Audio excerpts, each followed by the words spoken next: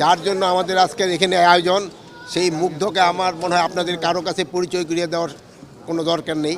আপনারা সবাই তারে চিনেন, তার কন্ট্রিবিউশন এই দেশের জন্য আপনারা সবাই সবসময় মনে রাখবেন। তার এই স্মৃতির জন্য আমাদের এই এপিবিএন ব্যাটালিয়নের এলাকায় তার একটা অফিস, যে অফিসে বসে তিনি অফিস করতেন, ওইটার কাজকে উদ্বোধন করা হলো এবং তার নামে এই স্কুলে একটা গেট প্রতিষ্ঠা করা হলো। আপনারা সবাই মুগ্ধর জন্য দোয়া করবেন, আল্লাহ যেন এর ব্যস্ত নসিব করে।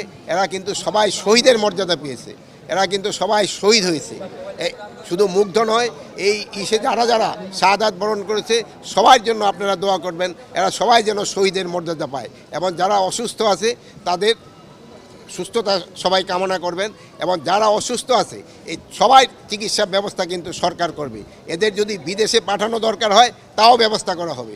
এটার জন্য কোনো কিছুতে কোনো রকম কার্পণ্য করা হবে না। বিদেশ থেকে ডাক্তার আনা হবে, তারাও যদি কেউ সাজেস্ট করে যে এই এদের কাউকে বিদেশে নিয়ে যাওয়া দরকার, তাকে বিদেশে নিয়ে যাওয়া হবে। বর্ডারের নিরাপত্তা ব্যবস্থা জোরদার করা হচ্ছে, বা যারা পালিয়ে গেছে তারা হলো 5, 6, 7 এই 3 দিনই সবচেয়ে বেশি পালিয়ে গেছে। এখন কিন্তু পালানোটা তাদের জন্য বেশ দূর হয়ে গেছে। এবং আপনারা দেখবেন এখন পালাইতে গেলে শুধু ওই আমার পুলিশ বা আমার বিজেপি তা না, জনগণই কিন্তু তাদের পিছনে আছে, জনগণই কিন্তু তাদের ধরে ফেলে।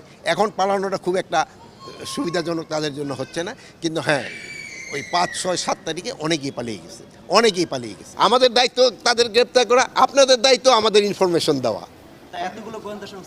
আমরা গোয়েন্দা সংস্থা কাজ করছে। আপনারাও তো অনেক সময় জার্নালিজম করেন না, ওই যে এটা কি বলে জানি, ইনভেস্টিগেশন জার্নালিজম, ওটাও করবেন।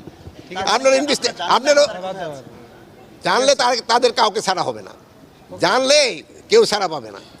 আপনারা ইনভেস্টিগেশন জার্নালিজম করেন, আপনারা কাইন্ডলি আমাদের 2 একটা ইনফরমেশন দেন। আপনার যদি এই জন্য যদি আপনাদের কিছু খরচ হয়, আমরা ওইটাও